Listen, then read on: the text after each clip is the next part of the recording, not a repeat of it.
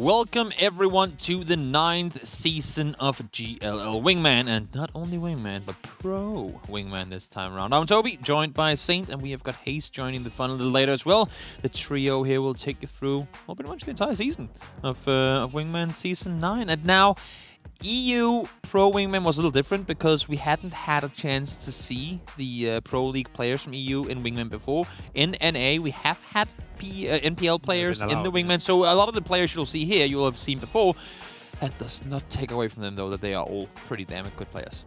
Yeah, we've seen them dominate the last few seasons of Wingman, the open season, and now that they've sort of pushed into their own tournament, the fact that the lobby is pretty much as stacked as it can get now is going to be extremely exciting. Exactly. Let's take a look at exactly how all these things are turning out, shall we? So, today, all Sanok. Day number 2, it's going to be all Miramar. Day number 3, it's all Erangel. And then when we make it to the finals, it's going to be a good old mix of the 3. So we're going to split the maps up into 3 playing days. You can see the dates on your screen. And as you can see, all 6 games today going to be the chaos in the jungle.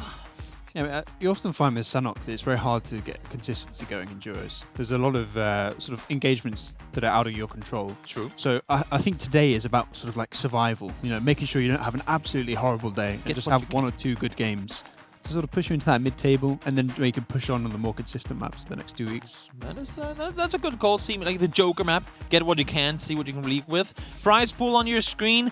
It's not just pocket chains any longer, guys. It might have been back in the day, but this is a big, all-stacked prize pool we've got here. And best of all is, it's 20k for the first 2 players, right? But also, it used to be, in a way, that when you go from group stages to the finals, it's just kind of a, well, straight-on transition. But now, they have added a prize pool to the group stage as well. So the people that are already kind of guaranteed to go through to the finals, they have something to play for up there in the top 2. So the first place will get $3,000, second place $1,500, and then third place $500. So that's the top 3 teams in the group stages that will get themselves a little extra money along coming into the finals. I mean, in the past, we've seen the teams right at the top sort of mess around a bit at the end. When they know they're through, they look for people to take out of the lobby that they don't want to meet in the finals. So now, instead of having that sort of dynamic where the top teams start hunting the teams in sort of the 15th, 16th position, now those teams have, a pretty sizable amount to play for. Yeah. Point system, as you can see there, it's pretty much the duo equivalent of what we see with the super settings anyway, so it's not really too much to it. It's just, it's pretty straightforward. It's exactly the same, but dualized? Dualized? No, it's not double, because you don't get 20 points for a win. Yeah, that's true. The depth is, it's a stretch out. Yeah, I guess that makes sense. It's still extremely difficult. It's very, very kill heavy. And when we talked about it, Hayes and I, when we were doing the first day of it, in the EU side of things, where I think there's a solid, like 75 to 25 split of how many kill points you get as compared to placement points. If not more, it's true. You did not see. When people were good at getting placement points but didn't get a lot of kill points, they were still surpassed by the people who were good at getting kill points but didn't get placement points. So you need to, get late game, but as you said with Sanok in particular, go out and start fragging. Yeah, but it's incredibly hard to consistently finish in sort of the top 10, top 5 on duos. So realistically, your approach to the game has to be, can I get some points in the early game from some kills? Can I catch a rotation, or can I get into an early game 2v2 and win that out quickly and at least sort of create that little buffer? And then, maybe if you get the circles, or if you make a big push on a compound and it works out, that's when you go for the placement points. But sort of your phase 1 to phase 5, I think your only real focus is center circle and kills.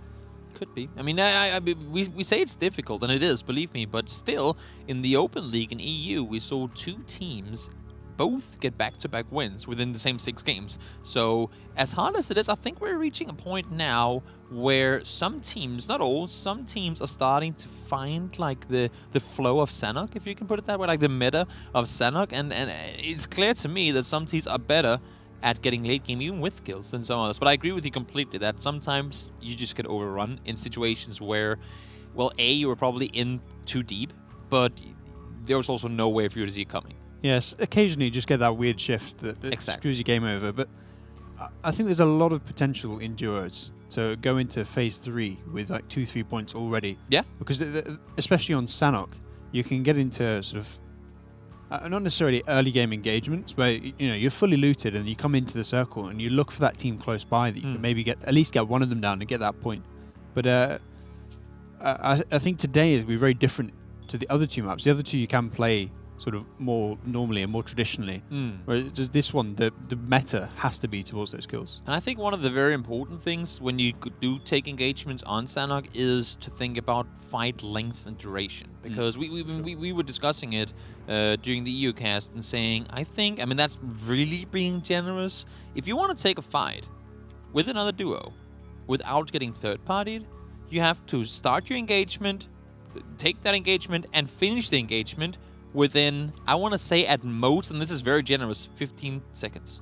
Yeah, 15 to 20 seconds, that's the most you can get. Even in squads, fights that last over 30 seconds get teams killed in the high-level competition. You got to be fast. I mean, so this is the thing with duos, you can't be doubling fast. the amount of teams in the lobby. Essentially, so yeah. If a 30-second game gunfight gets you killed, in duos, 10 seconds. It's going to be even shorter, exactly. Now, the good thing is it is only 2 players, and we saw a lot of it actually on the EU side of things where you see that first guy, and he will lines up the shot on the first guy, but then he, instead of shooting, he kind of tells the friend, you hold this guy, I'll see the next guy, because then he already has that first guy info, instead of sending the next guy to go get player 2 and then not know where the first player was. So there's a lot of team communication and team execution going into it. And it was fun to see we both casted the EU Open and the EU Pro, and there was such a big difference in both how teams communicated, and also you could just tell like how they played around each other. In the Open, it was a little more, I'm going to do my thing, you go and do your thing. Not really the whole like synchronization between the two. But once we got to the Pro, it was very, very impressive to watch how some of these teams really utilized having that wingman next to them.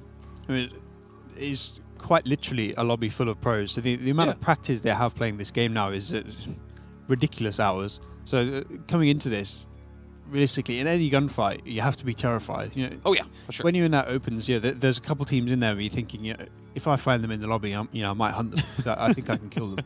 Especially if you're sort of a an upper competitive player, you can sort of play that way. But coming into this lobby, you cannot just go for the sort of the YOLO hunt style. Where you got to play drive smart, around sure. and just kill whoever Unless you see. if you're James. Yeah, James, he got a 12 kill win yesterday. That was.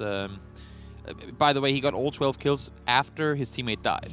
I don't think and I've won got 12 the game. kills the entirety of my time playing in Wingman. No, he got 12 kills in one game against pros. He made them his. Yep, he did that. Is that? Yep. Yeah. It was impressive to watch. It was scary to watch, but it also showed that there was actually surprisingly many solos. After losing a teammate, where you think, oh, I'm gonna go hide in a bush, I'm gonna play super safe. They actually did the opposite. Even though, because teams they go, oh, he lost a teammate. 1v2, we got him, we can push on him now. And then they expect him to be hiding in a bush, hiding in a shack, doing something like that. But instead, what they do is then go out and take those off angles where they don't expect to see. And then when you get that first knock immediately, it's a fair 1v1. Yeah, but the duo system is probably the only system that actually there's a lot of potential for those individual players to go off. As long as you get the drop on a duo, you're just immediately in a 1v1, provided you can hit your shots, which in my case. Are we taking that for granted too now? Well, I mean, this is a pro wingman, right? Players, so yeah. Oh, yeah. Not us. Not me. We're casters. We're not supposed to be able to hit people at all, and that's part of being a caster. Every now and then, I hit like the odd bullet. Alright, now you're being generous. Yeah. Game is about to start, though. We'll get into it in just a short moment. And just a quick info, guys. There aren't as many players on the battlefield today as there normally would be. You will normally see 64 players on the servers. But because, I mean, I know all you guys across the pond have had Thanksgiving, and do you say congratulations with Thanksgiving? I think you say Happy Thanksgiving, isn't it? But we haven't had it, though, so I don't know. We haven't had Thanksgiving, but good for you guys. I hope you ate a lot of food and watched some football and had a beer. That's kind of what they do, right? Yeah. Okay, so in any case, that's why I think a lot of the people have been with their families after all the pro leagues have been over. They've been wanting to spend some time with them, and they're still getting back to their PCs essentially. Slacking. They're slacking. They're not committed, man. Not committed to family over video games. What is this? What is this? No, but that's the reason why. So don't be discouraged by the fact that there aren't as many players, and also for the players. I mean, even though there are technically less kills available, it's still it's gonna be kind of nice having some breathing room on a map that normally forces you to go on lockdown after Circle 2. Yeah, there's sort of that dilemma, you know, placement points slightly easier because there's only 22 teams. Yeah, it's true. 15 teams that get placement points, I think? No, it's top 12. Top 12, there you go. Yeah. So, only 10 teams need to die, but still, Only. the game really changes when you have less people in the lobby. Yeah. It really does. It truly does. And you can see the teams here. Of course, some of the teams have. And I've been getting the NA teams a lot of credit for their creativity with their names. I mean, a lot of them are really good. So if there are names that you might not know based on their duos' names, believe me, once we get in-game, you will... I'm going to go out on a limb and say if you've been following NPL, you most likely know all, and if not all, then like 90% of the players in. Because there's a lot of very, very talented players in the tournament. Yeah, some of these names are great. I mean, EU has never had good names. Rumstorm, I'm like, I wonder who, like, players from which teams on that team. Any Rumblers? Any Rumblers? Any Storms? any Tempo Storms? Riot Squad, Noble, No Click. I mean, we don't even have to list them out. They're all... we're gonna go with a none mentioned, none forgotten, in the sense that these guys, they all deserve praise for how good they are, and we're gonna give them all an equal amount of praise by saying they are all extremely good. We don't need to point any teams out in particular, but plane has taken to the sky, guys, and in a few moments we will head over to what will be the first of 6 Sanhok games coming your way today. So if you're a Sanhok fan, if you like watching the good new, I guess you can say, jungle map, then stick around, because there's going to be a lot of it coming your way. Well, it's getting kind of old now, actually. It's been a few years. It's growing old. It's going to be going to school soon. But we see everyone dropping. A lot of people seem to be dropping fairly early. I mean, the plane's pretty much empty already. So the sort of the Hattin job, the Paradise job, probably going to be free. Actually, it looks like maybe we're going to have a few teams go towards the Paradise area. Yeah. Now, for those of you guys watching who might not be that experienced in either playing or watching PUBG, teams don't jump out. And it's a little easy to see on this map, too. Teams don't jump out closest to where their spot is. So just because you don't see anyone jump out when the plane is straight over Paradise doesn't mean no one's going to go there. If you're a player, if you're any of the sort and have an interest in PUBG, the rule of thumb is around a kilometer distance to where you want to go. That's usually where you want to jump. Trickster? We were saying there were less people than usual in the lobby, but we have 3 different teams. Well, that's normally on top of each other. That's normally how it goes, right? I mean, they go, oh, there's so few, there's going to be no one here, and then they all go for the exact same spot. And they all drop for the priority compounds, the dead center compounds. So that actually goes north. Oh, that's a northern circle too. Yeah, all these guys are essentially playing for dead space right now. Trickster doesn't have a helmet, but his opponent across doesn't have a vest. Not going to matter though, because Lamberlot found Trickster. Where's his teammate? He's in the same house. He's just behind him. Yeah, no helmet for him either. Legally no. Ooh, Lamberlot missing. Should be able to chase him down, though. No helmet, that's 1 bullet. I can't see what a weapon he has on the other side, but should be the tricky one for sure. Spray. The third team coming in from the south. We've got Pride and Valiate coming in, trying to get a couple tags in to potentially look for a free kill. They don't necessarily need to push all the way to the compound, but the fact that they have those ARs means if anyone tries to escape the compound, they can just take them out for free. And they're sending it. They're not scared to push whatsoever. I mean, they have fired bullets, obviously, so they know that they're in the vicinity. But them pushing that aggressively up towards the building, that might be... I mean, that could be a little more dangerous than what they probably would hope for. Yeah, especially if they try and walk around the side of this compound and sort of get a bad timing, and Zoidmate and his teammate might get a drop. That's a fourth team now as well. Pentalol and Cherry, they're coming to say hello as well. This is... For some reason, this compound that is about a kilometer away from the circle, it's getting a lot of attention. Spray! Oh my lord, not living up to its name, because that was not a spray, that was something else. Valiant with a lovely turn on to his spray, put him down, and I thought that was him dead. I was very sure that he would go down. I couldn't see a way he was going to survive there, but I don't think Spray had a helmet, so that 1 bullet was all that was needed. It's like when you play tennis and you whiff the ball, right? It's like, wait, there's a hole in my racket. What's going on here? Maybe it was shooting blanks. That's what, like, the ribbon was malfunctioning. Yeah, Penta and Cherry popping have gone slightly north. There is I like how they don't commit to it too. I wouldn't be surprised if they're just going to wait and see if people come out of this compound and just grab it like that. Essentially, there's only one route to take once you leave this area with the circle that's been shown. So, and they will know, like, whether you go right around the compound into Quarry or you go west around to cross the road and up the hill, you will see them. And they heard multiple teams shoot, and they've seen knocks from, like, well, more than 2 teams. Opposed to Pride and Valiant, I just don't think they really want to get in and up close that way. Cherry Poppins going on a bit of a flank. I think Pride's actually on the south wall, so he should be able to spot this. And if he keeps going further south, but it looks like he's going to stop for now, which means that maybe the rats will just about survive. He's holding a good angle here. He's going to spot him, but Lamplot spots him back, so going to back off into the compound for now. And they're not in that big a rush. They've got a minute or two to try and find that engagement. Yeah, should be all right.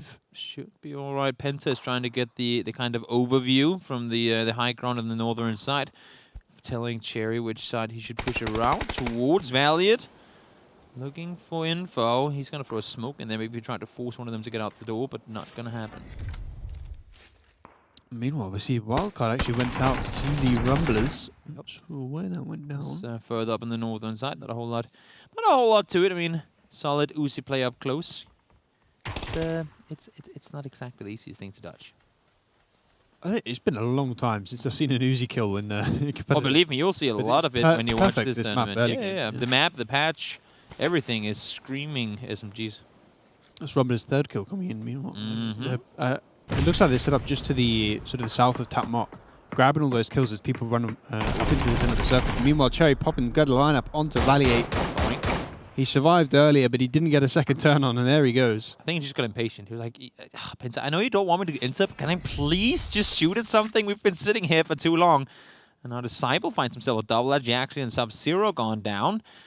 Unfortunately for them, couldn't stay alive. And Microfire as well, despite kills coming in early. Tackleton manages to find both of them. And I mean, I think Tackleton lately has, I mean, not only with his cool haircut and all, but he's been getting a lot of attention online with crazy clips coming out. So with his fancy performances, a lot of those clips being on Sanok too. Maybe he's in his natural habitat of crazy shenanigans here. I think my Twitter feed is just constantly filled of ridiculous Tackleton clips every day. Drive-bys, 360 no scopes. I don't know. They're all there. I think you have to make a case for him to be probably top 5 mechanically gifted players in the game at the minute. Does that allow for him to win games and duos, though? I mean, I personally think duos is very heavily weighted towards mechanical skill, particularly on Sanok, where it's literally just reactions to a gunfight. Who's got the best aim? Especially with a point system like this. Bye-bye, Fudge. Also, if you paid a lot of attention and had your volume up right there, you would hear some bullets that didn't hit, but that's the newly added sound effect of like ricocheting bullets on terrain around you. In case you get confused by it and haven't heard it before, then that's what that is. Victor finds Uncivils with a nade inside. That was pretty straightforward. I like how he was firing some bullets afterwards as well, trying to disguise the audio from the nade being thrown. Pride gone down. That nade is on the money too, and Purdy finds Victor's revenge. getting revenge for losing his teammate, but I mean that's the one thing you do not want to happen in duos. Losing your teammates early. There is still potential to do something as a solo, and he is pretty much dead center in that compound. But losing that one player just makes the whole game so rough, particularly if you lose them in the first circle. So a bit of a defensive play going to have to come in from Lazarus, I think. Yeah, they're probably. I mean, they're not going to be in a hurry. Obviously, they're. But he's not going to need to leave for a while. Yeah, see Balefrost. Oh no! Happy, Duck. This might be a rip. This might be. Well, that wasn't that really. It's like, wait, there was only one. Can we take the boat now?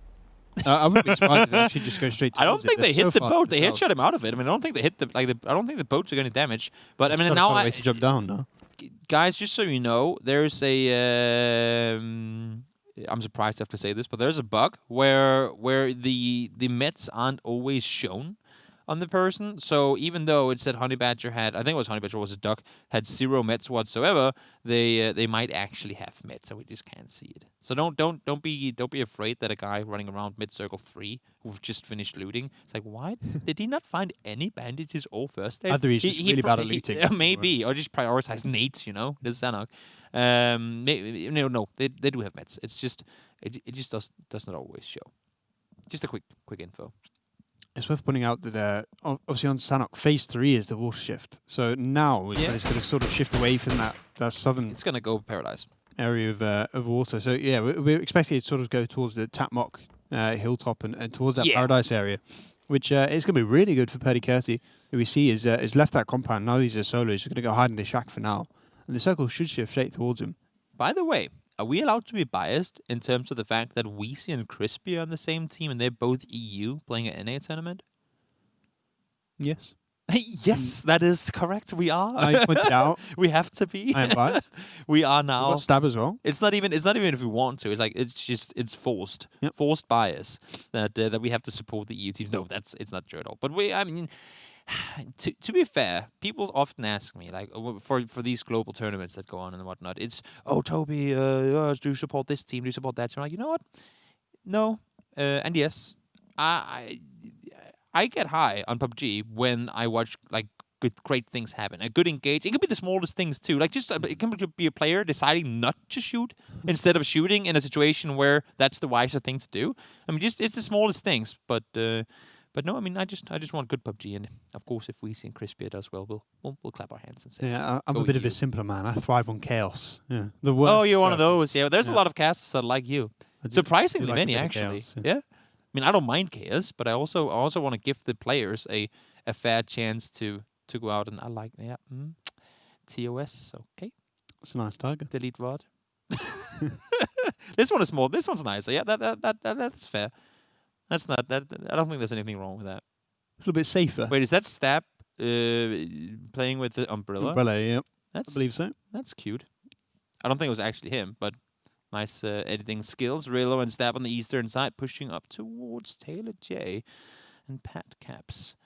Could be an engagement to come, and of course, as you said correctly so, the next circle here has to try and exclude, well, at least some water as much as possible.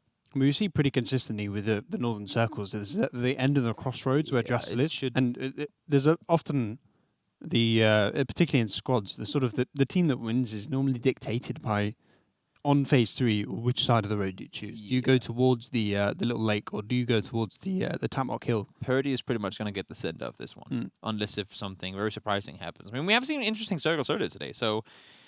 You never know, but then again, I mean, it is PUBG. You should never have expectations too high of trying to know what's going to happen. Zoid tries to cross the road. Spots out Sharky, does tag him up a little bit. Waldo has been tagged as well, but he's going to decide to hold the angle despite having gone down to 71 HP. Circle pops as predicted. Lambala taken down. Sharky finds him, and now Zoid is caught behind the tree. Yeah, there was a big mismatch in the level of loot on the two teams there. We saw Lamplot and Zoidmate both were using ARs at range, whereas the QBU, which in my opinion is the best DMR in the game, quite comfortably. Part of the jungle laser. Yeah, it has like the damage of an SLR and the accuracy of a Mini. It's absolutely insane gun, but it was such a big mismatch that just sort of handed them the win a little bit there. They finally found each other. Slap is just next to Rillo here, and they're trying to push further forward. Uphill, that is. It's not always easy. Trying to take the engagements uphill. Taylor J has been seen on the rock, but do they know exactly where Pat Caps is? I'm not sure. In terms of the context of the game, this fight is absolutely crucial. There's so much open area on this eastern side. So if either of these duos can win this gunfight without losing a player, then yeah, they're through pretty much to the final phase. Have to hold it a little bit. I like how Pat Caps is trying to flank around. I mean, Taylor obviously has the info that whether they pushed right or left, and whether he has had a chance to shoot or not, but he hasn't. And now Pat Caps might actually get a good little flank on towards Stab here. I wouldn't be surprised if Rello tries to just run further west, but it looks like Stab's going to get properly engaged on, and then nades are going to start to come out from Pat Caps. Stab is just running away now, preempting the frags coming in. I mean, they could, if they really want to, try and back off all the way to the compound on the north, but it's easier said than done, and Rello's getting tagged up hard here. Yeah, the thing is, the longer they take here, the more other people will hear it, and I mean, believe me, bullets fired anywhere in Sanok does attract attention. We talked about how this is essentially the map you want to kind of try and find the easy points on, and if you can get a chance to third party, that is as easy as it will get in these sort of tournaments. Taylor gone down, Raylo gone down, Taylor finds him, and now we do have Mr. Mellon and Najila pushing up towards them as well. You can kind of see them in the bottom of your minimap there, the dark blue color. And this is where Taylor and Pat Caps need to get this gunfight finished quickly. They need to find Stab, get rid of him, and then just regroup and sort of anticipate that second gunfight coming in. And if they can win both of them, get all 4 kills, or at least push Aguila and Watermelon back. So is Stab doing the right thing installing this? Hoping that other people will come to kind of force Taylor and Pat Caps to focus elsewhere? I mean, the right thing would just be to end the gunfight, to win both, to get both kills. Kill them. But the sort of the second alternative is to try and delay it, try and get that third party come in, but it doesn't quite work out. PACABS gets the kill, but they're going to run for the loot. And if Aguila sort of recognizes that what's going on here, if they just push all the way up the hill, then they're going to get sort of the exact same gunfight happening again. But this time, PACABS and Taylor are going to be in the position of Relo and Stab. Small thing, but I liked it. PACABS, once he started looting through a smoke, like 20, 30 meters away from him, that's normally what happens. You throw a smoke, you sit down and loot in the smoke, you get moving. Now, even if they do spot him, oh my lord, we talked about how they would get a perfect circle. Ain't gonna happen. No, but even now, they'll be, like their eyes will be drawn towards the smoke area, and they might actually get an off angle just because of that. Yeah, but we see the collapses coming in, but these smokes, yeah, as pointed out, they're absolutely perfect at denying that vision, denying the sort of context of the fight. But we're just going to spot the first one. Can he get him down? He can for free, and he knows exactly where PACABS is, but he's looking a little bit further right. He's starting to back off, but Aguila can't quite see it. That's Flush is going to come in, I believe. He's close to. Yeah, just down low. Down low. Aguila needs to find one. Be careful, but he gets the kill. Pretty much 1v2 as Aguila really wasn't in a position to help his teammates out. But once again, there's a fourth party coming in. Waldo and who's that? Sharky. They're just sprinting. They know that there's been a lot of bullets fired. They're expecting the surviving or winning team to be healing up, and well, they're correctly so. And I think they recognize that there's already been a third party, and often you sort of see that the team that third parties sort of expects it to be a little bit quieter now. Because, you know, they were the team that third party, no one else came. But look at this, they actually decided to not go forward anyway. They knew they were up there, but probably realizing they were too far away, they would have healed up by the time they got there. They won't have the surprise element anymore. Therefore, back off, get inside the circle, and stay put. And I think that's the right play to make here. Yeah, as long as they get to the decent shack, they should be in a pretty good position to hold out Aguila and Melon, and potentially even the people on their north. But the problem is if they get shot in the back, if Aguila sort of collapses on top of them, it looks like they've turned around now, and that engagement is going to happen outside the circle. By the way, guys, if you get confused by some of these player names, they are playing with their, I guess you can say, online or public accounts. So some players might have creative team names or player names, despite, oh, there's the flank from the side, like it from Shaggy, despite them being named something else in the pro community. You know, that initial knock came in, putting Winsmelon down into a 1v2 here. Sharky and Waldo looking to sort of take control of the eastern side of this circle, and spots the head, gets rid of it. Not a whole lot more to it. Pops it like a melon. Pops it like a melon, yeah. Like a winter melon. Is that a thing? Winter melons? If it is, I've never heard of them. Same. Could be. I mean, I've just, yeah, maybe. Maybe it's that does imply the existence of a circle. That is true. That is true. Can't be denied until proven. Spot comes in, and Honey Badger's not in the blue, not in the zone, rather, it is in the blue. So this is going to start hurting. He needs to get moving soon, but meanwhile, Sharky and Waldo have spotted some other players coming into the zone on the south. Tony has gone down to the blue. Seems like he won't be getting up either, I would think. Yep, that's going to be winded down as well. Happy gone out. Shrimsy found the kill there as he was trying to cross on over. Sharky now taking fire from Cherry and his teammate, and that's that's a team that's been... They've been on the run for a while. I mean, they've been chasing that circle. Now they're finally there and immediately start shooting. Yeah, they could just about get in the circle if they sort of go into the compound on their west. But realistically, are they there though? If they want to turn this into an actual good game, they need to cross that road now. They need to find a way. I mean, it potentially can go through the compound to the little shack. But they know it's not taken already. Yeah, but obviously we're speaking from the context of being able to see literally where everyone is. They have no idea. So I expect we'll see them go towards the compound and then from there try and hop onto the north. But it's always risky. Tinkleton gets wrecked by Mystery. I thought Tinkleton won these. No, we can always be in people that have some fun. That's part of what we do, isn't it? That we can allow ourselves to have everyone fun. Has their off days and off the games. So.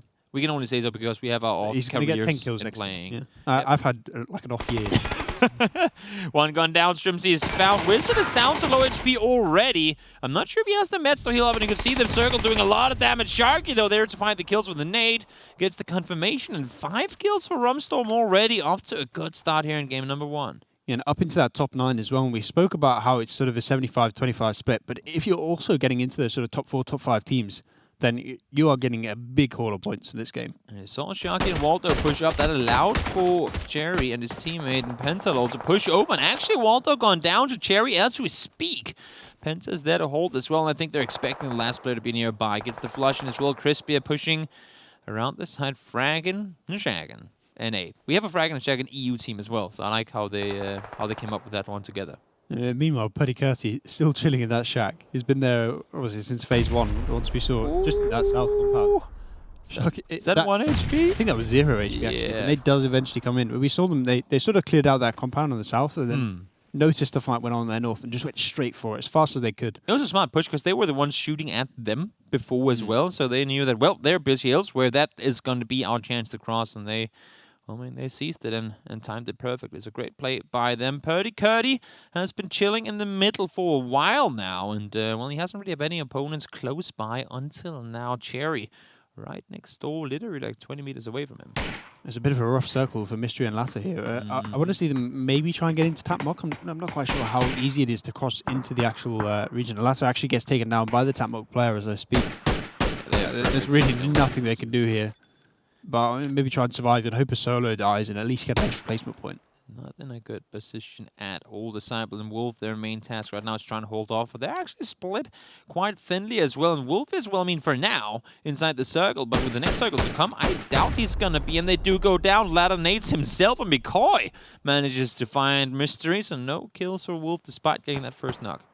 The thing, they are very split, but Disciple could just get the drop on Rumstorm there and just turn it into a 1v1. And, realistically, going to be in a pretty equal position. So as long as he plays quite passively, as long as he's a little bit sneaky, then it's not the end of the world. And it does look like Wolf's going to try and join him now. I'm curious to see Drazzle what secondary, I guess you can say, weapon he's playing with. He got a lot of attention, and rightfully so, during the PGC for his impressive bolt action skills. But as you bring the bolt action to duos as well, I mean, you could argue that bolt action is even better in duos than it is in squads, just given the fact that, well, I mean, there's only 2 players.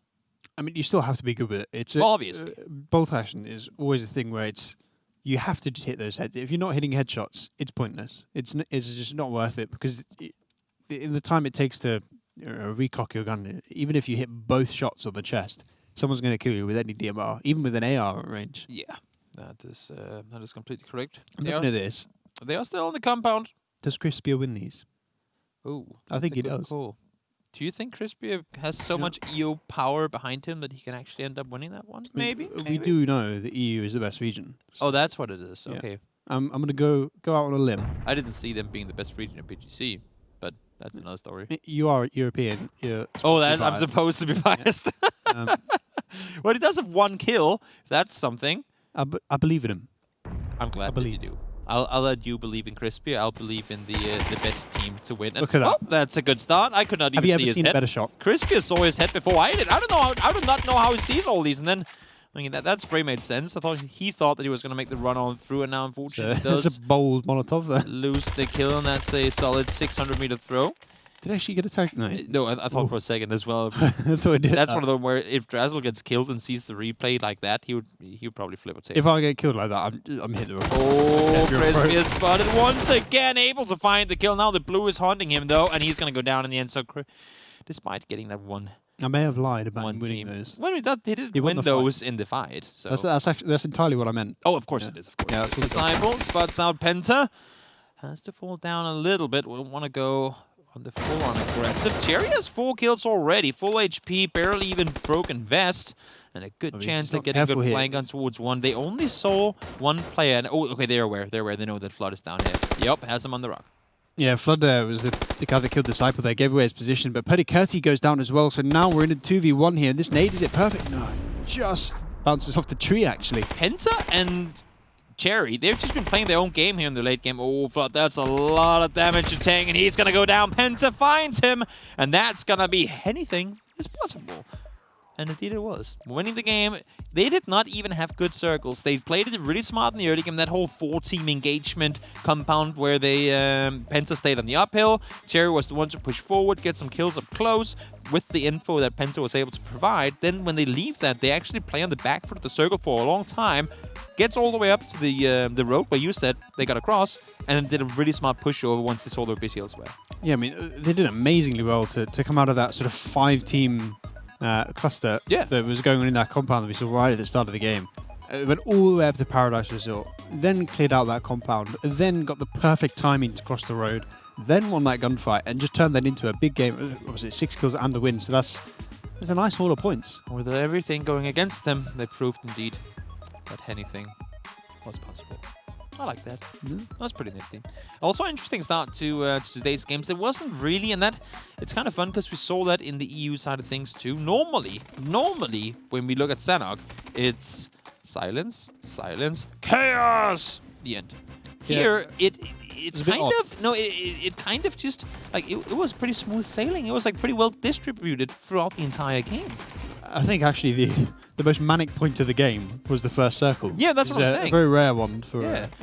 We never really had that whole kill feed lights up, and I know there isn't as many players as there normally would be. Of course, that has somewhat of an impact too. Shot was ridiculous. But I mean, I did not even see McCoy, even on the replay, where I knew where it looked. I don't think Crispy saw him. I think he saw him sort of pop up. He and go saw back something and go on back he just there. pre-fired. Yeah.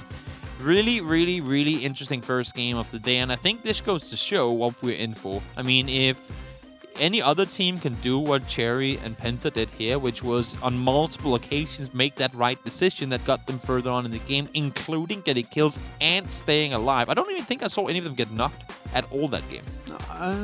Yeah, I don't think any of them were knocked. No, and they were just playing it like they played it safe. They played together in the beginning when they knew they had more space. They knew when to spread out. Really, really, really well played. I mean, the only proper 2v2 gunfight they had was that one where they crossed the road, and that was an ambush, really, as they sort of came up behind on, I think was it Waldo and...